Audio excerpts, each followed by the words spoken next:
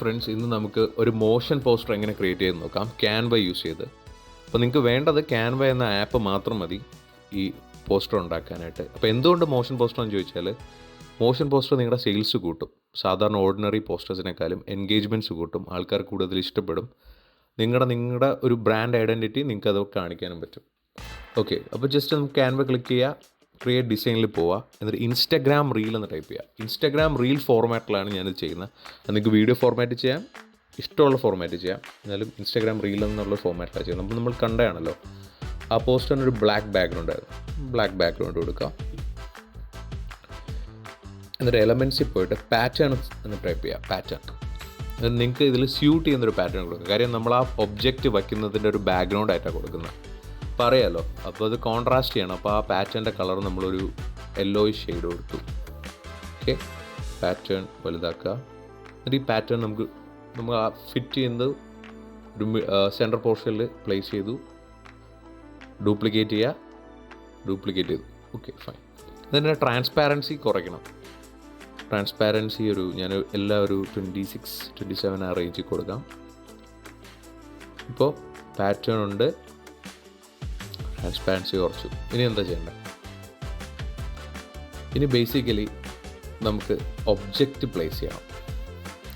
എന്താണോ നമ്മുടെ ഒബ്ജക്റ്റ് അത് പ്ലേസ് ചെയ്യണം. അപ്പോൾ ഞാൻ നേരത്തെ അപ്ലോഡ് ചെയ്ത് വച്ചിരിക്കുന്ന ഇമേജ് ഉണ്ട്, നമുക്ക് അതിൽ നിന്ന് എടുക്കാം.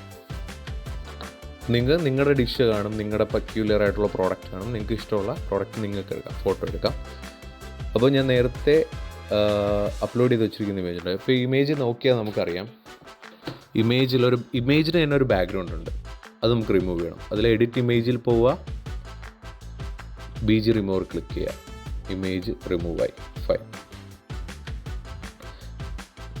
എന്നിട്ടൊരു ഫിൽറ്റർ കൊടുക്കാം. ഫ്രെസ്കോ എന്ന ഫിൽറ്റർ കൊടുത്ത് അത് കളർ എൻഹാൻസ് ചെയ്യും. ഓക്കെ, കൊടുത്തു. ബാക്ക്ഗ്രൗണ്ട് ഒബ്ജക്റ്റ് പ്ലേസ് ചെയ്തു, ബാക്ക്ഗ്രൗണ്ട് സെറ്റ് ചെയ്തു. ഇനി എന്താ വേണ്ടത്? ഇനി ലോഗോ വേണം. ഞാൻ ജസ്റ്റ് റാൻഡമായിട്ട് ഇവിടെ ഒരു ഫുഡ് ലോഗോ ഒന്ന് പ്ലേസ് ചെയ്തൊരു ലോഗോ എടുത്തു.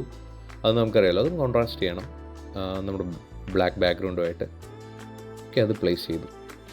നിങ്ങൾക്ക് നിങ്ങളുടെ ലോഗോ എടുക്കാം, നിങ്ങളുടെ കമ്പനിയുടെയോ നിങ്ങളുടെ ഹോട്ടലിൻ്റെ ലോഗോയോ നിങ്ങൾക്ക് അവിടെ കൊടുക്കാം. ഓക്കെ, അപ്പം ഞാനിവിടെ വെറുതെ യുവർ ലോഗോ എന്ന് ടൈപ്പ് ചെയ്യാണ്. നിങ്ങൾക്ക് നിങ്ങളുടെ പേര് കൊടുക്കാം. എന്താണ് നിങ്ങളുടെ കഫേയുടെ പേരും നിങ്ങളുടെ ഹോട്ടലിൻ്റെ പേര് എന്താണെന്ന് നിങ്ങൾക്ക് കൊടുക്കാം. ഞാനത് പ്ലേസ് ചെയ്തു, ലോഗോ പ്ലേസ് ചെയ്തു. ഞാൻ ഇവിടെ ഒരു യുവർ ലോഗോ എന്ന് ജസ്റ്റ് റാൻഡമായി കൊടുക്കുകയാണ്. പ്ലേസ് ചെയ്തു.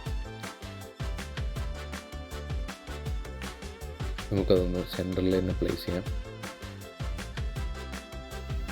ഒബ്ജക്റ്റ് റെഡിയായി, ബാക്ക്ഗ്രൗണ്ട് സെറ്റായി, ലോഗോയും സെറ്റായി. ഇനി എലമെൻറ്റ്സ് വേണം. അപ്പോൾ ഞാൻ വെറുതെ എലമെൻറ്റ്സ് പോയിട്ട് കേരള എന്ന് ടൈപ്പ് ചെയ്തു. നമ്മൾ കേരള സ്റ്റൈൽ ഫിഷ് ഫ്രൈ ആണല്ലോ നമ്മൾ കൊടുക്കുന്നത്. കേരളയുടെ എലമെൻറ്റ്സ് അതിനെ എൻഹാൻസ് ചെയ്യും. എനിക്കൊരു കഥകളിയുടെ കിട്ടി, ഒരു ഇമേജ് കിട്ടി, ഗ്രാഫിക് കിട്ടി, ഒരു വള്ളംകളിയുടെ കിട്ടി. കുറച്ച് റീസൈസ് ചെയ്യുക. 4 കോർണേഴ്സിൽ ആ ഇൻസ്റ്റാഗ്രാം റീലിൻ്റെ 4 കോർണേഴ്സിലായിട്ട് പ്ലേസ് ചെയ്യുക. പ്ലേസ് ചെയ്തു. നല്ലൊരു കോക്കനട്ട് ലീഫ് കൂടെ കൊടുക്കാം. ജസ്റ്റ് എലമെൻറ്റ്സ് ഇപ്പോൾ കോക്കനട്ട് എന്ന് ടൈപ്പ് ചെയ്യുക, ഒരു ലീഫ് എടുക്കുക. എനിക്കത് ഇഷ്ടപ്പെട്ടില്ല, ഇത് കൊടുക്കുക. ഓക്കെ, 4 കോർണേഴ്സിലായിട്ട് പ്ലേസ് ചെയ്യുക. ഓക്കെ, 4 കോർണേഴ്സിലായിട്ട് പ്ലേസ് ചെയ്തു. ഇനി എന്താ വേണമെങ്കിൽ ടെക്സ്റ്റ് വേണം.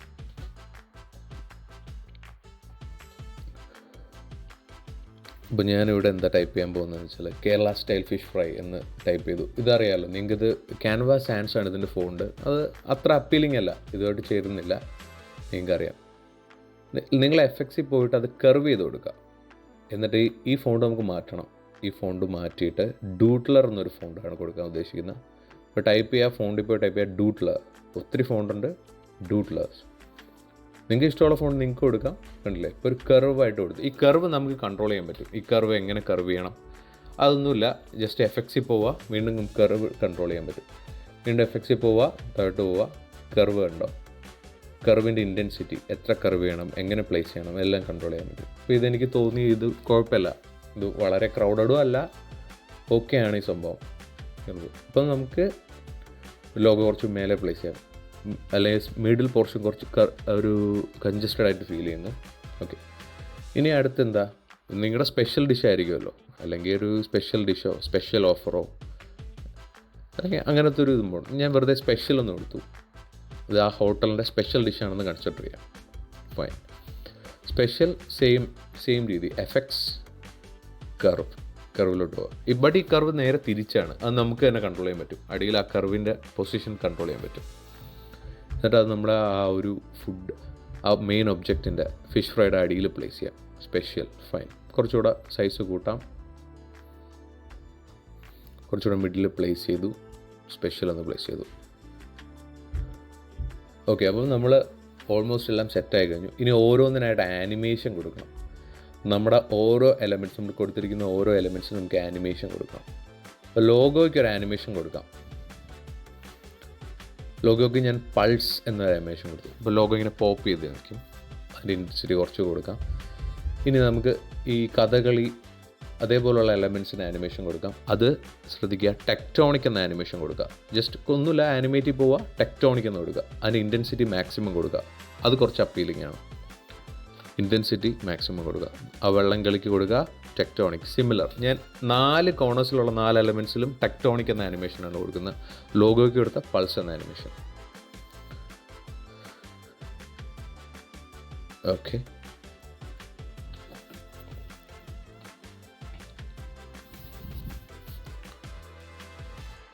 ആനിമേഷൻ കൊടുക്കുക, ടെക്ടോണിക്.